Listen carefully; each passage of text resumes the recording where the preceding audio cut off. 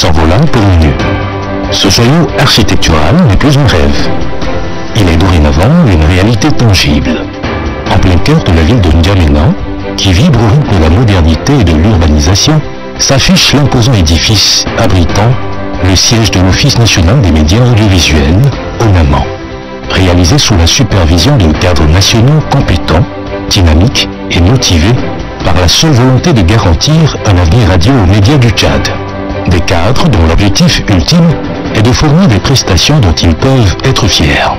Ils ont posé avec confiance, fierté et honnêteté les jalons du chantier qui fera de N'Djamena la future capitale africaine des médias. Dans les années 80, le ciel tchadien a embrassé les ondes de l'audiovisuel. Depuis l'avènement de la démocratie, les plus hautes autorités ont doté les professionnels du secteur des moyens requis pour stimuler l'audiovisuel et assurer son essor. La télé Tchad a connu depuis lors un développement fulgurant. Aussi s'est-elle évertuée à être en phase avec les dernières évolutions technologiques pour qu'il y ait davantage de professionnalisme et de créativité en son sein.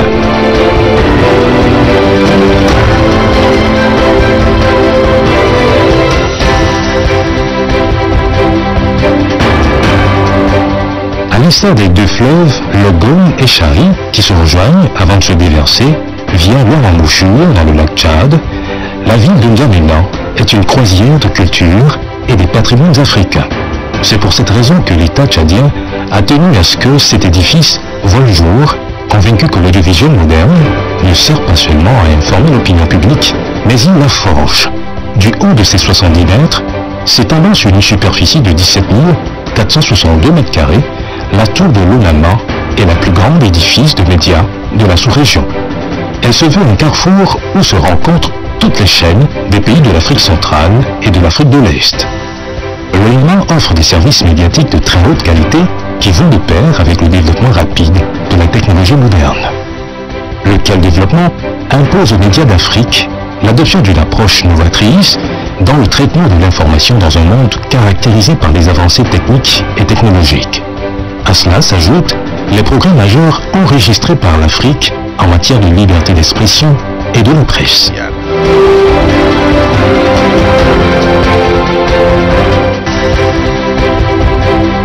Le bâtiment principal de la tour de l'ONAMA, appelé secteur A, compte 12 niveaux et une annexe composée de 4 secteurs B, C, D et E. Notre caméra vous accompagne à la découverte des recoins de ce joyau architectural. Nous commençons notre visite par le secteur B, qui couvre une superficie de 840 mètres carrés.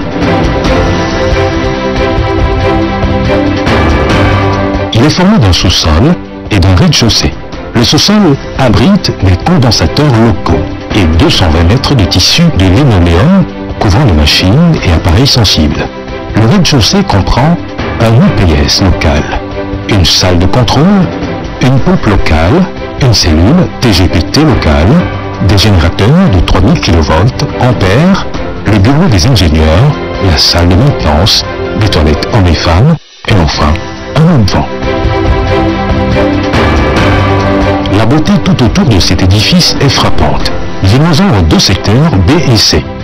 Ils sont formés d'un rez-de-chaussée et d'un étage.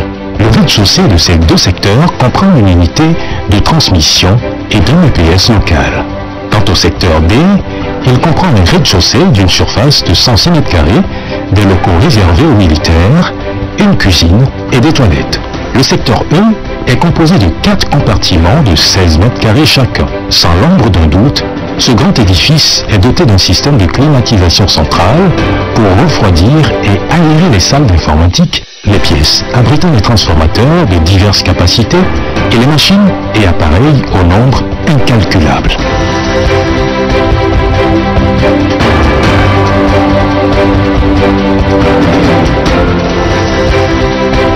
En quelques coupures, 3 générateurs prendront le relais. 2 de ces générateurs ont une capacité de production de 1500 kW et l'un 630 kW.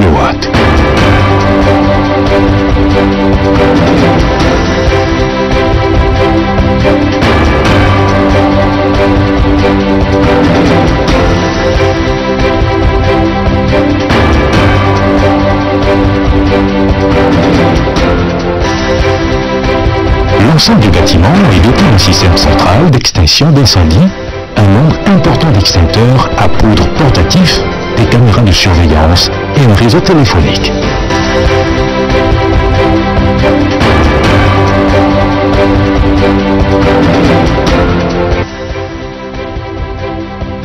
Dès que l'on pénètre dans ce bâtiment de très haut standing, l'on est frappé par son architecture hors pair.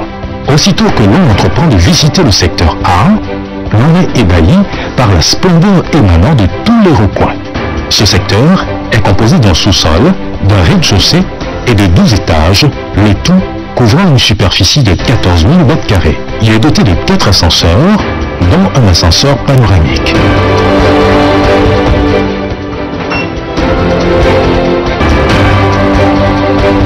Le sous-sol comprend 13 bureaux et 25 postes de travail de type UPS et UTA, de petites et grandes boutiques, une station radio et un panneau de contrôle, un plateau de télévision.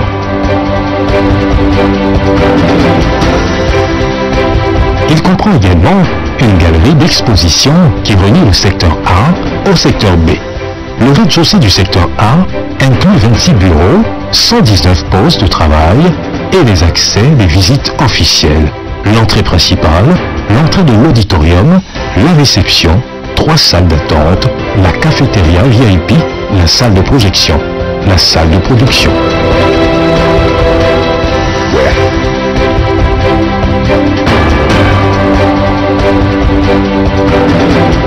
Il comprend par ailleurs une grande salle de 500 sièges pliables, dotée de 6 caméras, et une autre salle de 200 sièges, dotée de 6 caméras, d'un projecteur, d'un système de sonorisation fixe.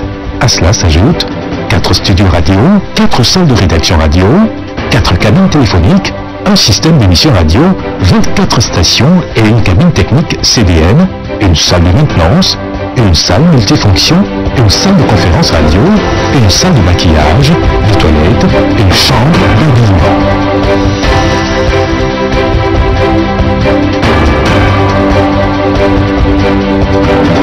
Le premier étage inclut 33 bureaux, 140 postes de travail, une salle de graphique, un studio doté de 4 caméras, 40 studios de journal télévisé, une cabine technique, une chambre de serveur, une salle de maintenance, une salle de BVU, des installations de fusion.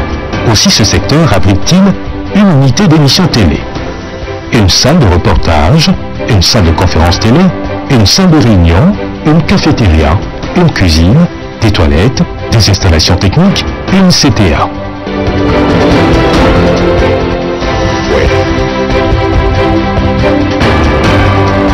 Le deuxième étage comprend 21 bureaux, 39 postes de travail, 5 salles de rédaction, une cabine d'enregistrement, une salle de mixage et 2 autres cabines d'enregistrement, 2 stations graphiques, 2 salles de traduction, des sanitaires pour hommes, femmes et personnes à mobilité réduite, une cuisine.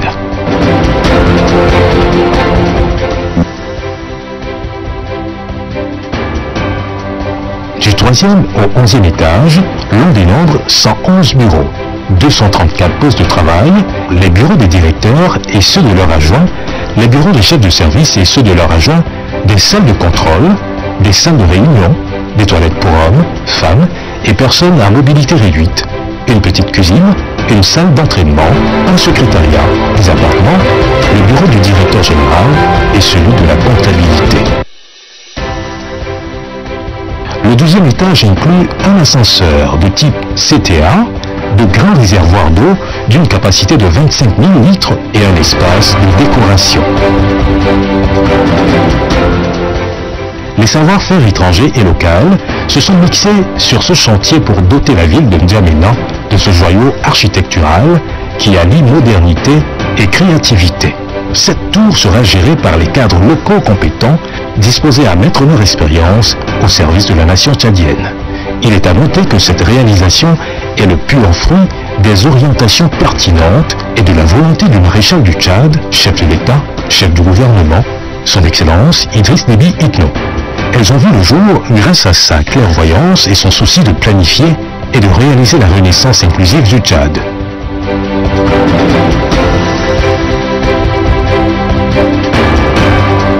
L'audiovisuel étant au cœur de cette renaissance, Son Excellence, Monsieur le Président de la République, a toujours cru au rôle des médias dans le développement de notre chère patrie. N'Djamena rayonne grâce à l'audiovisuel. Voilà la tour de l'Onamba surplombant la cité, la faisant rayonner à la lumière des médias. La tour tant rêvée devient une réalité, confirmant ainsi toutes les prévisions du passé. Ce joyau architectural aura assurément un impact dans toute la sous-région.